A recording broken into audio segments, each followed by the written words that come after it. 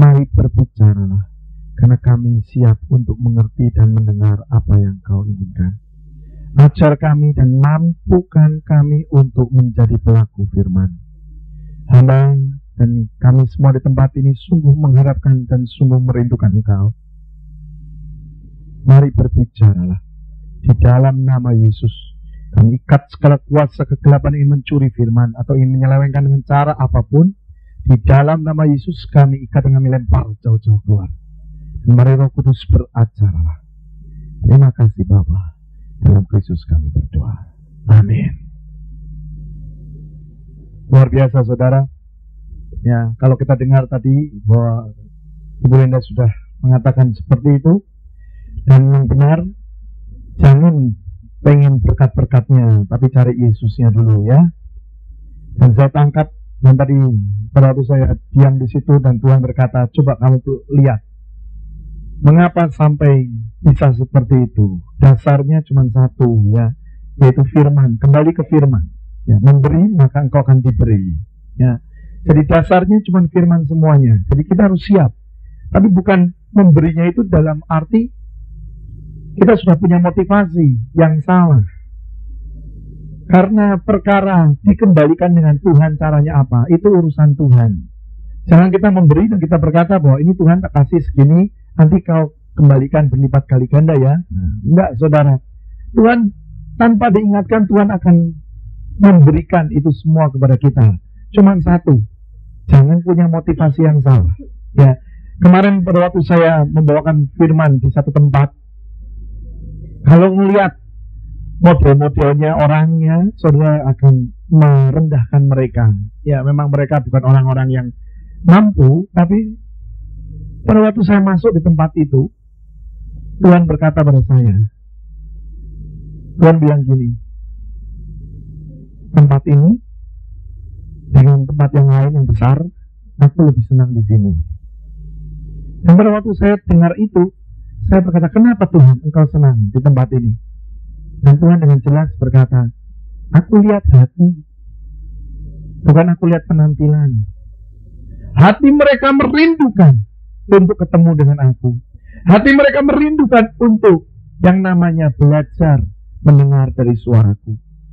Dan sungguh-sungguh saudara, saya di sana, saya merasakan hadirat Tuhan yang luar biasa. Saya mengatakan pada waktu itu memang ada beberapa orang yang datang, ya, tapi kebanyakan dari mereka adalah pembantu. Nah, jadi kalau saudara tahu, mungkin saudara berkata, kok lucu? Ya, pembantu rumah tangga saudara. Tapi hadirat Tuhan datang luar biasa di tempat itu.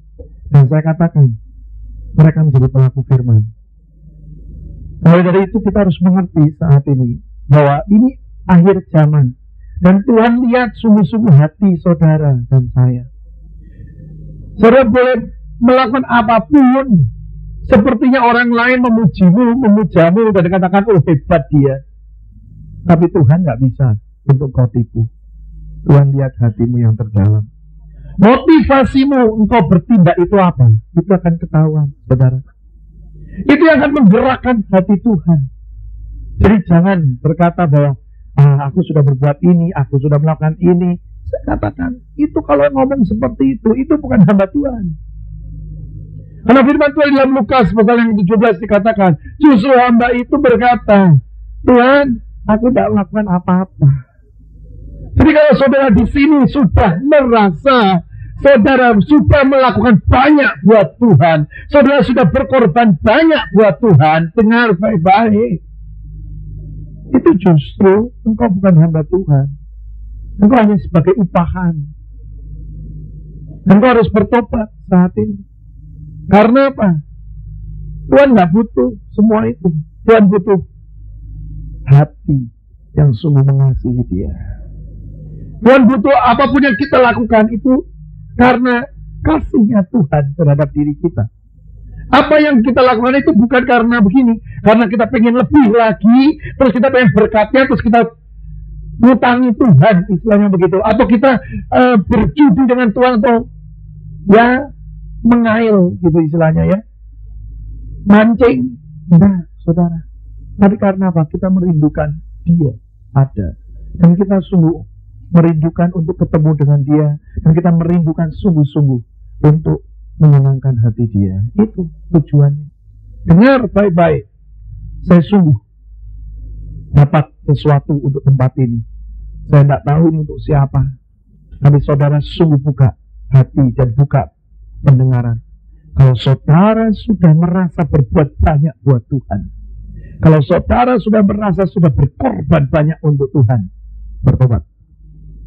Karena seorang hamba tidak punya pikiran seperti itu. Ya, hati-hati sungguh-sungguh. Coba saudara ada yang mungkin tidak ngerti, coba buka Lukas 17 dulu sebelum saya masuk dalam pemberitaan firman Tuhan.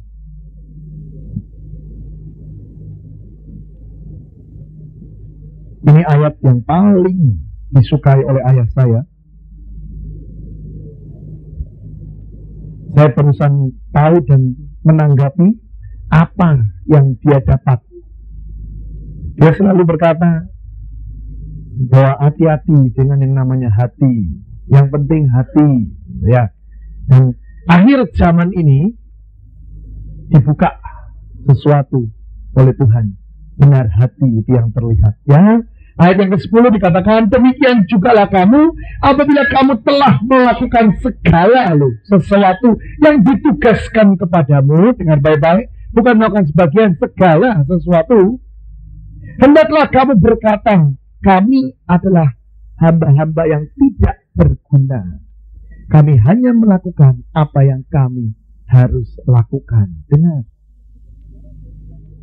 Kalau saudara belum bisa melakukan ini, dengar baik-baik. Jangan kaget nanti kalau di surga nggak dapat apa-apa. Kalau masuk surga udah untung. Saya akhir-akhir ini saya akan kembali kepada panggilan saya. Karena panggilan saya bukan seorang gembala. Biarpun saya saat ini ditawari menjadi gembala sidang di tempat lain, di kota, di negeri lain. Tapi saya kembali kepada panggilan, bukan seorang gembala. Ya, saya panggilannya memang seperti ini, saudara. Ya, dan saya mau tegas. Jangan sampai saudara nanti meninggal dan akhirnya didapati saudara tidak masuk surga. Biarpun saudara sudah tahu banyak firman. Saya mau katakan, banyak tahu firman belum menjamin orang itu masuk surga. Tapi yang masuk surga itu yang melakukan firman Tuhan. Karena firman Tuhan berkata, kalau ranting itu tidak berbuah, maka ranting itu dipotong dan dibuang ke dalam dapur api neraka. Jadi jangan saudara pikir bahwa saudara sudah tahu banyak, saya pasti masuk surga. Hati-hati saudara. Mungkin ya bisa lah masuk surga, tapi sekitarnya. Ya, mungkin jadi orang yang di sana yang paling tidak punya apa-apa. Bisa. Dan itu sangat menyedihkan. Nah, tadi saya di tempat itu Tuhan berkata seperti ini, yang saya kaget sedikit. Tetapi Tuhan berkata seperti ini.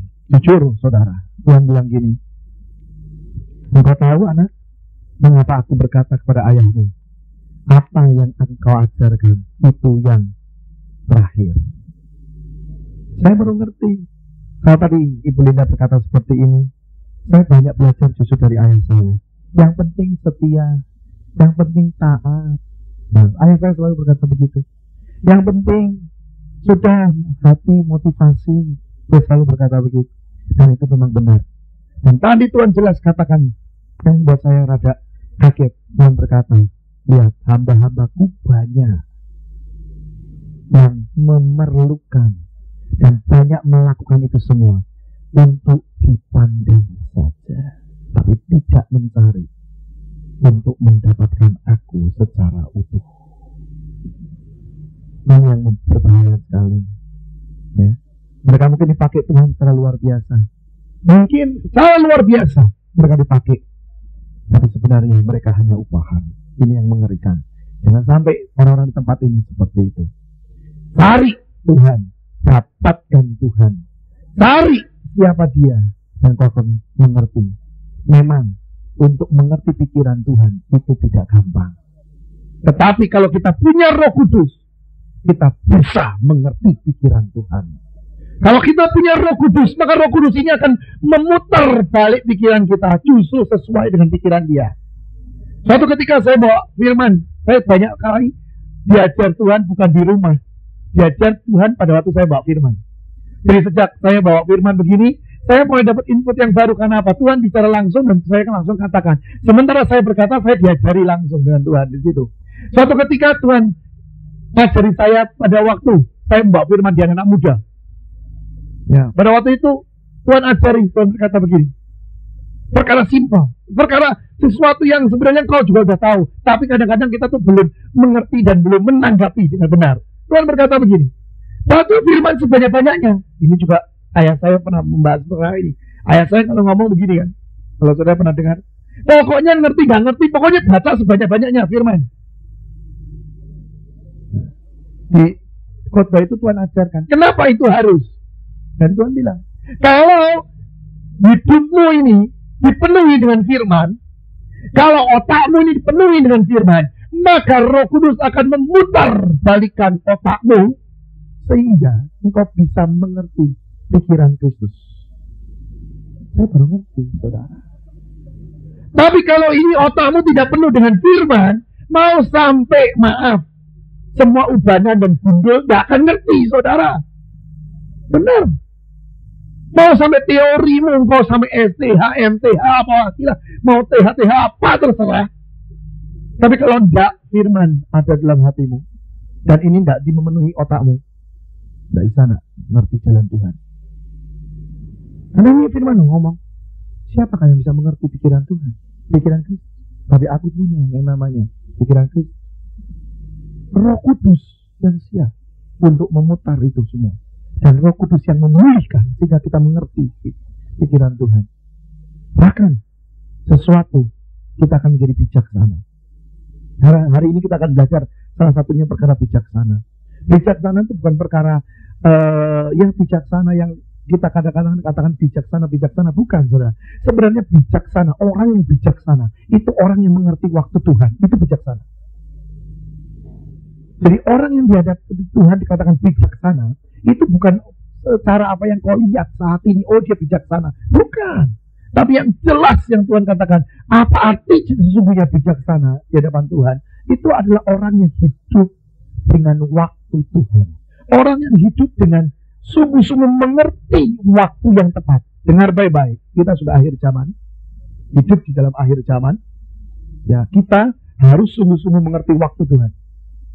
Kalau saudara tidak mengerti waktu Tuhan, tidak hidup dalam kebijaksanaan yang benar, saudara akan rugi. Setiap momentum yang hadir, setiap waktu yang tepat itu datang, pasti kelewat. Kalau engkau tidak bijaksana, sungguh-sungguh harus bijaksana dalam hidupmu. Ya, ini kita akan belajar. Mari buka di dalam Titus pasal yang kedua. Titus pasal yang kedua.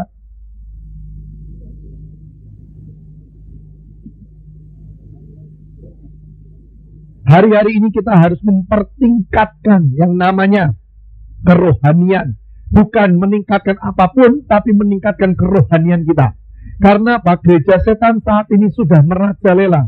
Dan Indonesia saat ini, kalau saya mulai lihat, saya kalau ya salah ya minta maaf. Tetapi sepengetahuan saya, mereka sudah mulai menurunkan yang namanya kalau Kristen keturunan ilahi. Tetapi kalau gereja setan, ya saya sebut dengan keturunan setan. Itu benar.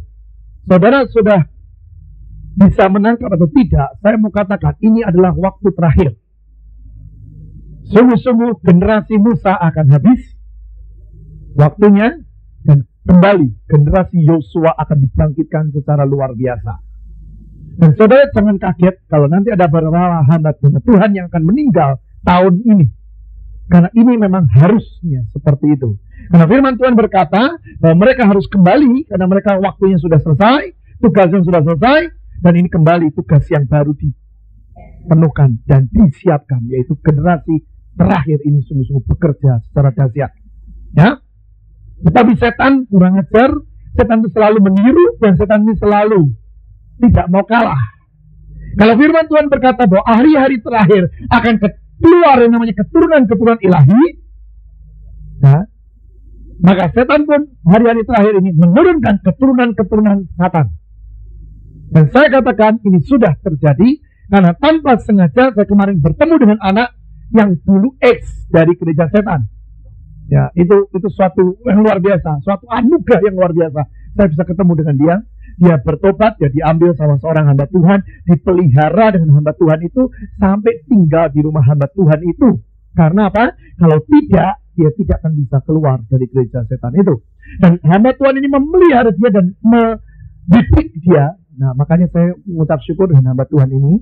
Karena apa? Hamba Tuhan ini tidak cepat-cepat untuk, ya kamu udah bertobat, oke, baptis. Tidak. Ya, saya sungguh menyesalkan gereja-gereja saat ini yang cepat sekali dengan cara seperti itu. Ya, dan langsung dipikir bahwa itu seperti sesuatu, ya istilahnya gampang didapat. Ya, hamba Tuhan ini tidak. Hamba Tuhan ini sungguh-sungguh mendidik dulu, melihat dulu bagaimana reaksi anak itu. Barusan suatu ketika dia mendapatkan suatu baptisan. Dan yang aneh, yang luar biasa, justru dipertemukan saya. Karena pada waktu itu saya diminta untuk membaptis orang. Nah, saya sudah punya 2 orang ini. Nah, taunya anak ini bisa ikut. Anak ini berkata, hamba Tuhan ini berkata, Pak, tolong baptisin sekalian anak didik saya yang sekarang ini ada tinggal di rumah saya. Nah, saya nggak tahu. Pada waktu saya di situ ketemu, dan dia mulai cerita, Pak, saya dari gereja setan, tapi saya sudah bertobat. Ya, bahkan di kota ini, saya tidak mau sebut kotanya, ya, dia berkata begini, hari ini Pak, mungkin sudah besar Pak. Kenapa? Karena pada waktu saya kemarin dulu keluar, kami sudah membuat buah 16 gadis. Kami sudah taruh benih setan itu di perut mereka. Jadi mereka sungguh-sungguh gadis yang baik-baik, saudara. Perempuan baik-baik sungguh-sungguh. Ya, tapi akhirnya mereka masuk kelompok itu. Dan mereka sungguh menyediakan diri untuk mengandung dan mengeluarkan benih daripada satan ini, ya. Dan dia berkata, kenapa untuk seperti itu? Karena kami ingin membuat pasukan daripada gereja setan. Pada waktu itu saya belum nanggapi. Saya berkata, waduh, luar biasa ya. Ini setan kurang ajar sekali. Tapi sekarang saya barusan tahu. Beberapa hari yang kemarin, beberapa bulan yang kemarin saya barusan tahu, saudara. Itu setan niru. Kita, firman Tuhan berkata, keturunan ilahi akan keluar. Dia tidak mau untuk kalah. Dia keluarkan keturunan satan itu keluar. Dan saudara tahu, itu kalau lahir, itu akan punya karakter, itu akan punya bawaan, itu akan punya kutub dan semua komplit di anak itu. Ya, jadi anak itu akan menjadi seseorang yang di hadapan Tuhan menjadi seperti kayak monster-monster. Mungkin pada waktu lahir ya seperti lahir bayi biasa. Waduh lucu, tapi waduh sudah menjadi monster. Dan saudara tahu, anak yang dikorbankan untuk perayaan gereja-gereja setan merayakan, itu anak-anak yang seperti itu. Jadi kadang-kadang mereka kalau sudah sampai taraf tertentu, ya itu bukan mengorbankan anjing atau kucing, mereka akan membelah itu perut bayi yang masih hidup, dibelah dan diambil hatinya dan dimakan bersama-sama. Nah, siapa yang dibelah? Anak siapa yang dibelah? Mana mungkin anak orang mau dibelah? Ya, kadang-kadang mereka mencuri anak atau menculik, tapi kalau mereka sudah tidak bisa begitu, mereka akan kerjakan itu dari anggotanya sendiri, yaitu dari anak-anak seperti itu. Ya, jadi engkau dan saya harus siap siaga. Ini sudah bukan main-main, harus berjaga-jaga dan waspada. Ini hari-hari terakhir. Kalau saya sudah dengar seperti itu, berarti kita harus menanggapi. Berarti gereja setan di Indonesia itu sudah tak main-main. Di satu kota ada 4.000 jemaatnya. Saya tidak mau sebut kota apa, tapi mereka sudah berkata, kalau kami kebaktian 4.000 orang. Dan semuanya hampir anak-anak muda semuanya. Ya, jadi saya katakan ini kalau ini sudah tidak main-main. Itu di Indonesia loh ya, di satu kota. Bukan di 2 kota, di satu kota. Saudara. Aduh saudara, ini bukan waktunya untuk main-main ya. Mari kita sungguh-sungguh saat ini. Naikkan kerohanianmu, bukan dasarnya main-main. Tapi sungguh kenal Yesus secara pribadi. Ya. Titus 2 ayat yang ke-11. Mulai dikatakan begini. Karena kasih karunia Allah yang menyelamatkan semua orang, semua manusia sudah nyata. Ya, apa artinya dikatakan seperti ini? Dasar yang pertama, ya, untuk supaya kita bisa mencari kebenaran lebih lagi. Kita belajar untuk yang namanya menghormati karya Yesus di kayu salib. Kita coba belajar menghormati. Kita belajar untuk apa? Untuk sungguh-sungguh kita takut akan Tuhan. Jadi karya Yesus itu sungguh-sungguh kita mengerti dengan benar. Dan bukan hanya mengerti, tapi coba saudara renungkan. Kalau saudara yang harus menjalankan seperti itu, apa yang saudara lakukan? Ingat bahwa memang kita dapatkan yang namanya keselamatan itu gratis. Dan jujur saudara, inilah yang menyebabkan banyak orang untuk tidak takut akan Tuhan. Karena apa? Dapatnya itu gratis. Dapatnya dengan enak. Dengan cuma berdoa, buka tangan mungkin begitu. Dan berkata, Tuhan masuklah. Terus Tuhan masuk. Loh kok enak ya, gratis. Saya katakan itu tidak salah. Dan memang seperti itu. Tapi di balik itu semuanya bukan gratis sebenarnya. Tetapi ada sesuatu yang pada detik itu dikorbankan. Dan itu sesuatu yang mahal harganya. Yaitu Yesus sendiri. Jadi coba mengerti dan coba sungguh-sungguh merenungkan akan perkara seperti ini. Jangan kita mendukakan Roh Kudus lagi. Kemarin ada yang berkata seperti ini. Kenapa Pak? Kok saat ini kita tidak boleh yang namanya menghujat atau ya berkata-kata yang sampai sedalam-dalamnya menghujat Roh Kudus sehingga nggak diampuni. Saya mau katakan, karena sekarang adalah areanya Roh Kudus. Kita ini areanya Roh Kudus. Dan jangan kau mendukakan Roh Kudus. Biasanya kalau yang namanya menghujat itu lebih daripada mendukakan. Sudah tahu firman, sudah segala sesuatu, tapi melakukan apa? Saya tidak berani untuk mengatakan ini garisnya menghujat. Tidak. Karena tiap pribadi itu berbeda, saudara, garisnya. Tapi saya katakan, jangan sekali-kali menganggap remeh yang namanya karya keselamatan ini. Karena ini terlalu luar biasa. Terlalu luar biasa. Ya. Saya mau katakan bahwa kita ini sedang menghadapi sesuatu krisis di Indonesia. Dan Indonesia sungguh-sungguh bukan tempat main-main. Bahkan banyak orang berkata, sebenarnya tidak ada satupun orang bisa memperbaiki keadaan Indonesia. Karena sudah terlalu hancur. Tetapi saya tahu, Yesus masih sanggup untuk berbuat seperti ini. Amin. Ya, itu kita imani sungguh-sungguh saudara. Tapi saudara harus tahu, sebenarnya kita tidak bisa lagi kalau tidak dia yang melakukan semuanya itu. Makanya saat ini lawatan-lawatan Tuhan akan terjadi kembali untuk Indonesia. Tapi setiap kali lawatan itu terjadi, pasti harus ada yang dikorbankan. Itu pasti. Ini tidak bisa untuk kau berkata, Tuhan lawat kami. Tapi engkau berkata, tapi jangan ada yang berkorban. Tidak bisa. Pokoknya setiap kali ada lawatan Tuhan terjadi, sesuatu penaikan yang dahsyat sekali terjadi dalam kelompok tertentu atau kota tertentu, selalu ada yang harus dikorbankan. Itu selalu, saudara. Karena apa? Itu sudah firman. Makanya kalau Indonesia kita mengalami seperti ini, sudah banyak kembali yang dikorbankan. Saya mau tahu, apakah saudara semua siap enggak untuk menunggu lawatan Tuhan atau tidak? Jangan berpikir bahwa lawatan Tuhan itu sesuatu yang baik saja. Tapi peristiwa-peristiwa yang sudah berlalu, contohnya bulan Mei, Situ Bondo, itu lawatan Tuhan. Dan itu siap untuk dapatkan seperti itu lagi.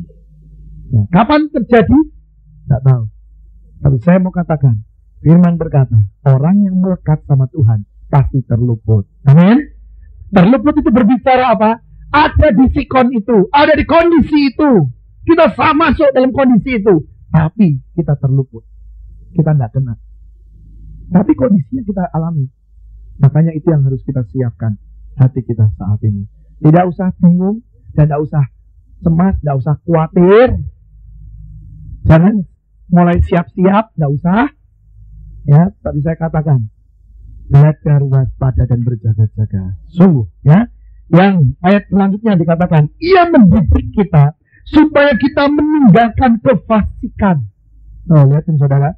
Dan keinginan-keinginan duniawi, dan supaya kita hidup bijaksana. Apa artinya ini? Kenapa kita harus meninggalkan kefasikan, keinginan duniawi? Kenapa maksudnya? Karena bijaksana ini berbicara tentang waktu Tuhan.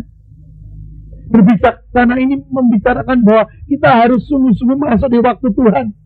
Ada satu pernyataan Tuhan yang membuat saya sedikit kaget. Pada waktu saya di rumah.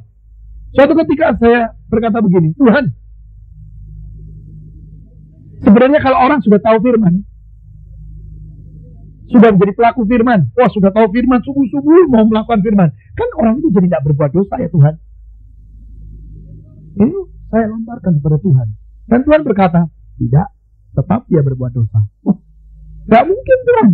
Orang dia menjadi pelaku firman kok, dia sungguh-sungguh mengerti firman dan dia berusaha untuk melakukan firman. Dan dia gak mau lagi berbuat jahat, dia gak mau lagi berbuat segala sesuatu.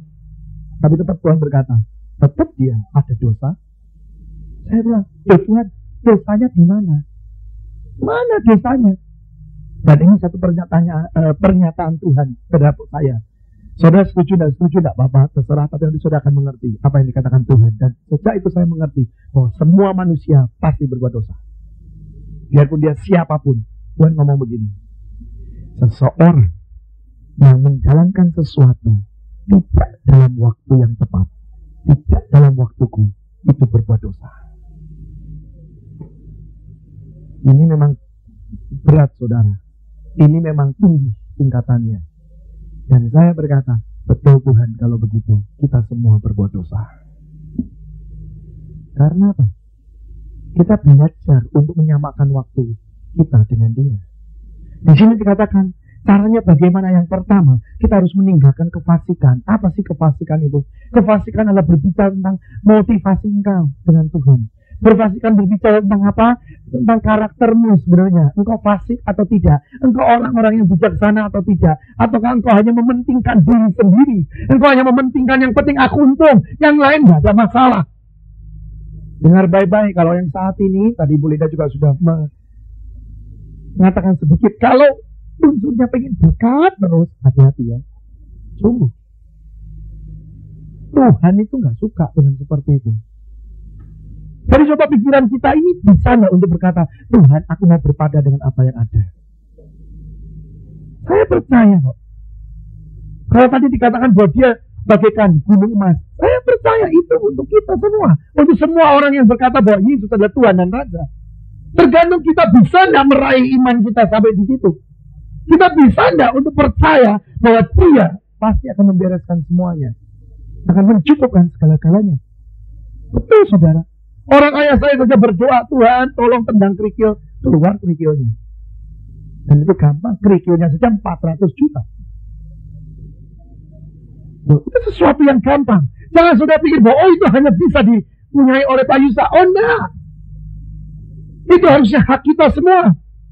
Tapi kenapa sampai saudara dan saya mungkin belum bisa membuat seperti itu? Tergantung pengenalanmu dengan Tuhan sebatas apa. Tadi dikatakan oleh Bu Linda, dikatakan bahwa sejak dia mencari Tuhan, ya, dia pengen ketemu Tuhan dan terus menyenangkan hati Tuhan, terus segala-galanya itu Tuhan, barusan dia dapatkan satu rema seperti itu. Saudara dengar itu semua, saudara kan berkata gini, aduh haleluya, terima kasih Tuhan, aku terima. Tapi imanmu nyampe enggak? Untuk sampai di situ menikmati, itu tergantung saudara semua. Jangan saudara pikir gini, nanti setelah 2 bulan, 3 bulan, kok enggak nyampe-nyampe ya? Kok enggak ngalami ya? Jangan pengen semua itu ini. Tapi kita harus berjuang. Mari. Cari Yesus. Cari Yesus. Saya mau kilas sedikit. Mungkin saudara sudah pernah dengar. Dan mungkin saat-saat ini sedang diramaikan tentang kematian keponakan saya. Ya, saya juga jujur, pada waktu pertama kali saya dengar itu, saya tanya sama Tuhan, wah kok meninggal Tuhan dalam waktu cuma 3 minggu hidupnya dia. 3 minggu cukup untuk menyelesaikan semua dalam misi dan visi dia. Saya ngomong gini, Tuhan, waduh kita ini luar biasa ya. Sudah tahu, itu anak lahir, menyelesaikan misi. Dan 3 minggu selesai misinya. Selesai.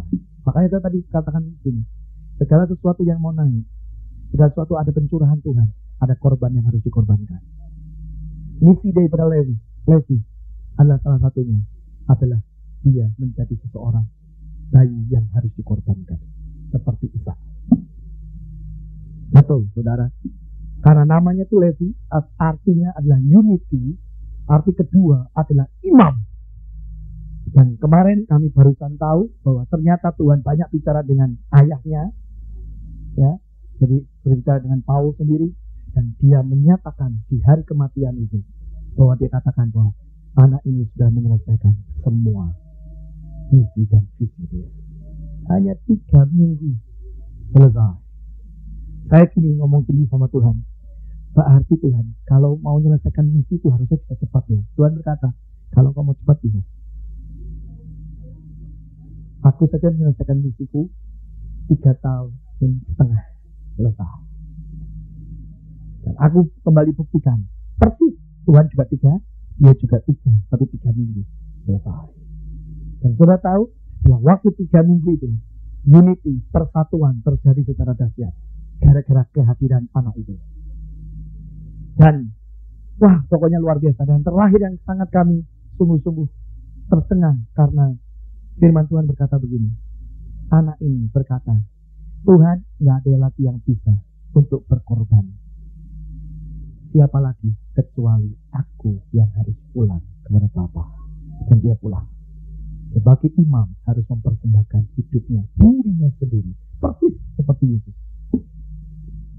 Makanya saudara, ini pengetahuan dan pelajaran ini banyak orang yang belum bisa mengerti. Saya dan ayah saya barusan mengerti, dan saya bilang, benar ya Dan, betul. Saya bilang, saya barusan mengerti apa arti firman Tuhan.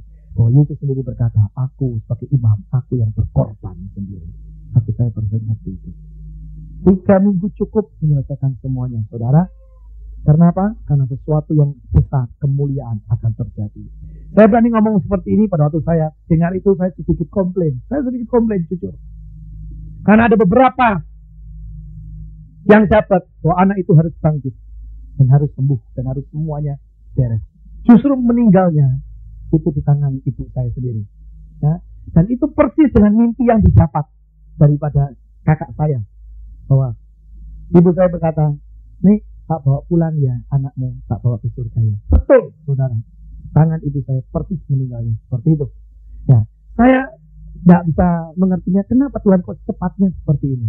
Dan pada waktu saya menuju ke rumah kakak saya, di jalan, saya sambil nyetir mobil, mata saya ini terbuka. Ya, lihat sungguh-sungguh, lihat penglihatan sambil nyetir. Saya berani berkata seperti ini. Kenapa? Karena saya alami, dan saya berkata, sungguh saudara, tenang, nyetir, itu Tuhan juga bisa berbicara. Pada waktu engkau melakukan apapun Tuhan bisa bicara. Jadi pada waktu saya nyetir, saya lihat penglihatan yang jelas, yang sungguh-sungguh nyata di depan saya. Saya pada waktu itu diam. Istri saya diam, semuanya diam. Karena apa? Saya melihat penglihatan itu. Dan saya melihat Tuhan Yesus duduk dan gendong Levi. Dia gendong Levi. Dan Levi itu ketawa dan sukacita sekali. Dan pada waktu itu Levi bicara dengan saya. Biarpun dia masih bayi. Saya melihat muka dia dan dia berbicara. Dan dia berkata gini, Om, aku di sini senang kok. Aku selesai tugasku. Aku sudah senang di sini. Aku ketemu bapakku. Selesai tugasku. Dan aku kembali ke sini dengan damai sejahtera. Senang. Pada waktu dia ngomong seperti itu, saya nangkep. Tuhan ngomong sama saya, bilang gini. Sekarang bagaimana Dan? Kamu datang dan tak ingin membangkitkan dia dari antara orang mati? Atau kamu mengizinkan untuk dia bersama dengan aku? Nah, saudara, kenapa jujur? Saya nggak mau sombong, saya nggak mau apa. Saya datang ke sana sungguhnya, saya akan bangkitkan dia. Sungguh, saudara, saya sudah ngomong sama istri saya. Gimana, Mas? Datang ke sana, kamu berdoa. Kita akan bangkitkan anak ini kembali. Tepat 1 jam sebelum sampai di rumah kakak saya, Tuhan kasih penglihatan seperti itu. Dan pada waktu saya lihat seperti itu, saya cuma ngomong gini, ya wis Tuhan, kehendakmu yang jadi. Dan Tuhan berkata, itu namanya belajar bijaksana. Makanya saya berkata kepada saudara semua di sini, untuk bisa bijaksana itu nggak gampang. Semua orang berkata, kenapa tidak disembuhkan anak ini dan dipulihkan? Bukankah nanti akan melihat yang namanya mujizat sungguh-sungguh terjadi? Karena namanya yang kedua adalah Yehova Rafa, Allah penyembuhku. Jadi namanya sudah ada, saudara. Tapi kenapa akhirnya justru kematian? Seperti dunia kata salah, Yesus nggak hidup, buktinya mati. Tapi saya katakan, di balik semua itu ada sesuatu kemuliaan yang menanti. Emang kadang-kadang di pandangan dunia kita salah, benar. Tapi sebenarnya nggak salah, saudara. Ini persis kejadiannya pada waktu Yesus mati di kayu salib. Yesus mati, setan kan senang. Wah, salah semua saat ini. Orang-orang yang tidak senang dengan keluarga kami, terutama tidak senang kepada kakak saya, yang perempuan, bersorak, saudara. Tuh liatin, wah ada kutuk itu pasti di keluarga ini. Wah, segala macam. Kami tidak apa-apa. Tapi kami justru mengerti, ini persis kejadiannya seperti Yesus. Dia mati, semua bersorak. Tapi nanti lihat, ada kemuliaan yang luar biasa muncul. Semua akan bengong dan semua akan berkata, dan setan akan didudukan sungguh-sungguh. Tapi saya mau katakan, kalau itu terjadi dalam kehidupanmu, saudara sudah siapnya untuk berjalan dengan waktu Tuhan. Ini yang dikatakan bahwa kebijaksanaan itu seperti ini. Tidak gampang, tapi juga tidak sulit. Ini tergantung kita mengerti atau tidak.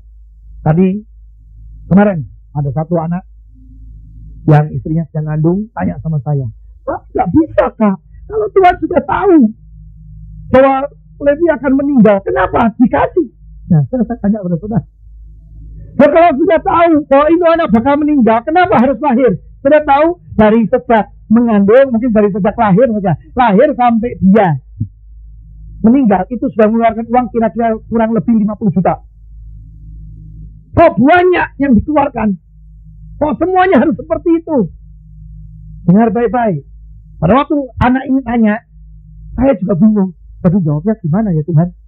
Terus Tuhan ngomong begini. Satu jawaban yang bagus. Tuhan ngomong gini. Tapi mana anak itu bisa dikorbankan kalau anak itu nggak ada? Terus saya ngomong lagi sama dia.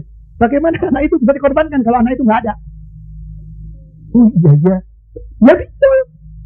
Lihat, harga dari suatu kemuliaan itu nggak murah, mahal, saudara. Ya harus lahir dulu. Semuanya diselesaikan, dia meninggal. Dan pada waktu meninggal semuanya lihat kayak boneka. Saudara masih kecil, 3 minggu kayak boneka semuanya. Bahkan anak-anak saya yang kecil-kecil, keponakan saya semuanya nggak ada yang takut. Semua di situ ngelus-ngelus, ngasih minyak wangi, semuanya kayak boneka meninggalnya. Dan kami sama-sama sepakat dengan mereka semua, ya sudah, jadi seperti agama seberang, tidak dalam 1 hari. Belum 1 hari sudah dikuburkan, semua selesai. Jadi meninggal jam 1:30 siang hari Kamis, besok siang jam 12 sudah dikubur. Karena semuanya berkata, sudah siapkan semuanya. Semuanya, nggak ada suntik apapun, tidak ada. Semuanya seperti boneka meninggal. Saudara. Dan saya tahu semua itu baik adanya. Siapnya untuk jadi hamba-hamba Tuhan yang seperti itu. Ada yang harus dikorbankan. Itu harus. Dengar baik-baik, ini waktunya sudah akhir zaman. Kembali Tuhan inginkan. Ada yang harus dikorbankan. Jangan sudah pikir bahwa apa yang aku harus korbankan. Nanti Roh Kudus akan tahu.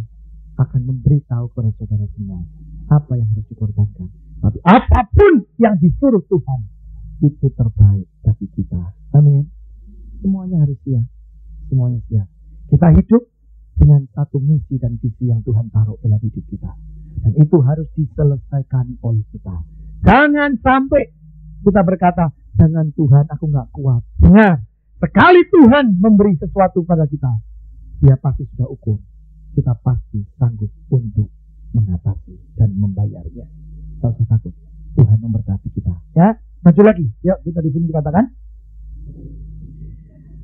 adil. Nah, adil itu apa, saudara? Adil itu sungguh-sungguh mengerti hati Tuhan dalam arti melakukan kepada orang lain dengan sesuai apa yang Tuhan inginkan, dengan sesuai apa yang Tuhan ingin kita kerjakan, itu adil. Saya pada waktu mengerti keadilan ini, saya berkata gini, Tuhan apa sih maksudmu adil? Dan Tuhan berkata, kau tidak akan mungkin bisa adil kalau kau tidak bisa masuk di dalam keberadaan orang itu. Ngerti? Jadi adil identik dengan yang namanya keset dalam bahasa aslinya. Ya. Artinya apa? Masuk di tempat orang lain sehingga kita bisa melakukan orang itu dengan adil. Kalau saudara tidak pernah bisa masuk dalam kehidupan dia, bagaimana saudara bisa bertindak adil? Nggak bisa. Makanya itu dipunyai oleh Yesus sendiri. Engkau dan saya harus punya seperti itu. Adil. Tiap pribadi itu berbeda. Jangan disamakan rata. Tidak, tiap pribadi itu beda. Jangan yakini orang sesuai dengan apa yang dilihat. Tapi belajarlah masuk dalam keberadaan orang itu sendiri. Maka engkau akan bisa bertindak adil. Yang di sini yang terakhir dikatakan apa? Beribadah di dalam dunia sekarang ini. Apa arti beribadah? Ayo. Jangan kau pikir bahwa beribadah itu seperti ini saja. Tidak. Beribadah yang Tuhan inginkan lebih daripada ini. Yaitu apa? Mempersembahkan hidup kita 100% dalam tangan Dia. Mempersembahkan hidup kita. Ini apapun yang kita persembahkan. Ya semua. Ada satu peristiwa. Tuhan ajarkan saya seperti ini. Coba engkau jalan-jalan. Kalau di jalan raya, itu gereja. Sudah tahu atau belum? Kita lewat gereja. Kita tahu nggak itu gereja atau bukan? Tahu kan? Kenapa? Dari penampilannya pun sudah kelihatan bahwa dia adalah gereja. Sekarang saudara pikirkan, kita ini bait Allah. Apakah sudah penampilanmu menyatakan bahwa engkau anak Tuhan? Justru banyak orang justru menutup-nutupi. Dia tahu dia orang Kristen, tapi kalau diangkut, dia sembunyikan dirinya sebagai orang Kristen. Bahkan dia bawa Alkitab saja, dia beli yang paling kecil. Terus alasannya bijaksana. Dengar baik-baik. Itu bukan bijaksana. Itu takut. Dan itu tidak kenal Tuhannya siapa. Jangan bicara tentang bijaksana lagi. Karena kita harus tahu bahwa bijaksana adalah mengerti waktu Tuhan. Itu bijaksana. Hidup dalam waktu Tuhan itu bijaksana. Jadi saudara jangan menyembunyikan. Engkau saat ini mulai mengeluarkan dan mulai menampilkan karakter Yesus itu ada dalam hidupmu. Engkau harus kembalikan bahwa citra Yesus ada dalam kehidupanmu. Sifat Yesus itu ada dalam kehidupanmu. Jangan disembunyikan. Siapa lagi? Jangan saudara inginkan di Surabaya seperti terjadi di Jakarta. Ada kontradiksi terus sampai hari ini. Dikatakan bahwa penampilan Yesus di Jalan Keramat 5 itu sesat. Itu gambar setan. Saya tidak mau mengatakan itu benar, tidak mau mengatakan itu salah. Cuman saya mau mengatakan dampaknya positif. Buahnya sampai hari ini banyak yang bertobat. Sudah tahu tempat itu tempat yang namanya orang mabuk-mabukan. Tempat itu adalah tempat orang di mana banyak yang namanya perjudian. Sekarang tidak ada lagi yang namanya itu. Dan bagaimana kalau dikatakan bahwa itu setan yang buat, setan akan berkata aku rugi sekali. Kenapa? Yang bertobat banyaknya tidak karuan. Betul saudara. Dan pada waktu saya tanya Tuhan sebenarnya bagaimana? Tuhan berkata, sudah tidak usah ngusingin. Sekarang kamu mau tidak untuk khotbah di situ? Di orang-orang bawah itu yang bejat-bejat itu mau tidak? Terus saya bilang, ya kalau mau suruh ya aku mau. Tapi Tuhan berkata, sudah banyak yang tak suruh tapi nggak ada yang mau. Nah, akhirnya aku sendiri datang. Betul? Beres kan? Akhirnya mereka bertobat. Betul? Jadi jangan memusingkan perkara itu, tapi jangan keramatkan tempat itu. Benar? Jangan berkata Yesus ada di sana. Tidak. Yesus ada dalam hati kita semuanya. Di surga sebenarnya Yesus. Ya, kita bisa bertemu itu setiap waktu. Ada sampai tur dari kota ini. Yo, lihat berbondong-bondong ke sana. Saya katakan, janganlah dikeramatkan tempat itu. Boleh namanya keramat 5, tapi jangan dikeramatkan. Ya, sampai hari ini masih ada, saudara. Sampai hari ini masih ada. Tapi nggak usah ke sana. Sudah saja berdoa. Engkau harus ketemu dengan Tuhan secara pribadi. Ya, jangan mesti ke sana. Sudahlah berdoa saja. Tuhan itu sebenarnya dekat dengan kita kok. Buat apa? Kita cari Dia dengan cara seperti itu. Cari dengan doa yang benar. Cari dengan tingkah laku yang benar. Persembahkan hidupmu 100% sama Tuhan. Saya sampai berkata begini, Tuhan, memang susah ya Tuhan untuk jadi bait Allah yang benar. Dan Tuhan berkata semua itu hanya anugerah. Semua hanya anugerah. Sampai keselamatan pun hanya anugerah. Kalau bisa sampai menjadi pemenang dan sampai di garis akhir dengan menang, itu anugerah. Saya berkata betul Tuhan.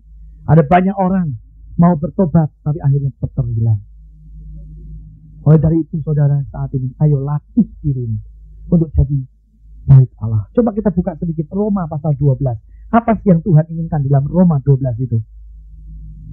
Ini ayat sudah sering kau baca, tapi coba mengerti ya. Di dalam Roma 12 ini ada banyak sekali pelajaran. Ayat yang pertama dikatakan begini. Roma pasal 12 ayat yang pertama.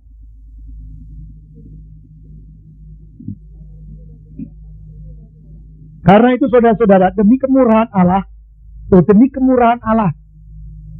aku menasihatkan kamu supaya kamu mempersembahkan tubuhmu sebagai persembahan yang hidup, yang kudus dan yang berkenan kepada Allah. Itu adalah ibadahmu yang sejati. Betul kan? Ibadah kan?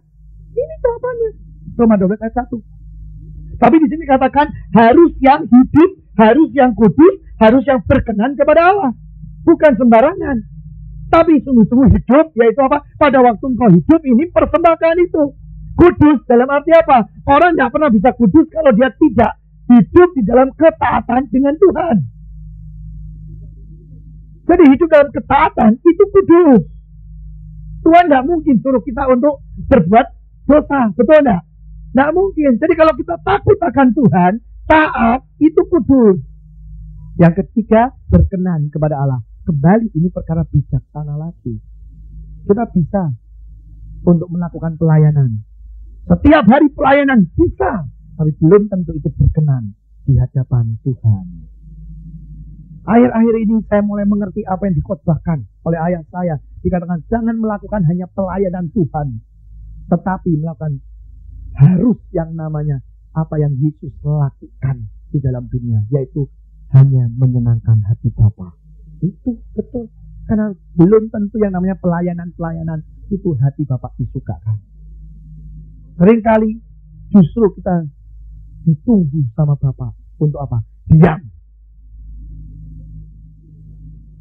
Bukannya khotbah, tapi diam. Tak. Kadang-kadang seperti itu.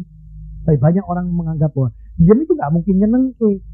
Yang menyenangkan itu khotbah, melayani terus, itu menyenangkan Tuhan. Itu Taurat. Bertobat. Kita bukan hidup dalam ketauratan lagi. Kita hidup dari apa? Hidup yang berkenan kepada Tuhan. Jadi kalau Tuhan suruh diam, ya diam. Tuhan suruh jalan, ya jalan. Itu namanya anak-anak Tuhan yang sungguh-sungguh hidup berkenan di hati Tuhan. Mari saudara, kita sungguh-sungguh pergunakan waktu. Ini sudah akhir zaman. Nanti sesi kedua kita akan tahu apa saja yang saat ini sedang dihancurkan oleh dunia ini, oleh setan dari dunia ini. Ya, apa saja. Dan kau harus sungguh-sungguh mengerti kenapa. Supaya kau saat ini bisa meraihnya kembali untuk kemuliaan bagi nama Tuhan. Jangan sampai kita tidak nanggapi, akhirnya kita kecelek terus. Jujur saya mau katakan. Saat ini orang Kristen sudah kecolongan dan sudah kalah. Saya ngomong gamblang. Kita sebenarnya sudah kalah. Dengan yang apa namanya? Dengan tipu muslihat setan yang namanya obat-obat terlarang. Betul kan? Sekarang di Jakarta saja saya dengar kabar. Hampir setiap minggu sudah sekitar 10 sampai 15 orang yang meninggal akibat overdosis. Kalah kita, jujur kalah kok.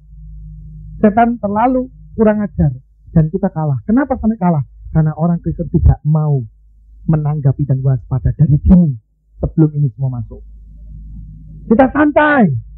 Terlalu kita anggap bahwa yang penting rohani terus naik, tapi kita tidak pernah lihat mata kita terbuka dengan apa yang Tuhan inginkan untuk kita lakukan. Kita sibuk dengan pelayanan, tapi kita hanya layani orang-orang yang sudah orang Kristen. Padahal firman Tuhan berkata, beritakan Injil. Itu tujuan pertama. Bukan orang Kristen itu dulu. Beritakan Injil, itu tujuan pertama. Makanya kita sudah kalah dalam langkah pertama. Tapi belajar saat ini, belum terlambat. Ayo bangkit lagi.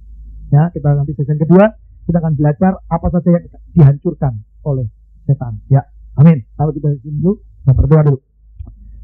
Terima kasih Tuhan atas segala sesuatunya. Kami mengucap syukur atas firman-Mu, Tuhan. Saat ini kami mau istirahat. Biarlah saat ini kami dapat istirahat sesuai dengan kehendak-Mu. Kami mau Tuhan, sungguh-sungguh tetap ada di dalam rencanamu. Terima kasih Bapa. Di dalam nama Yesus kami berdoa dan mengucap syukur.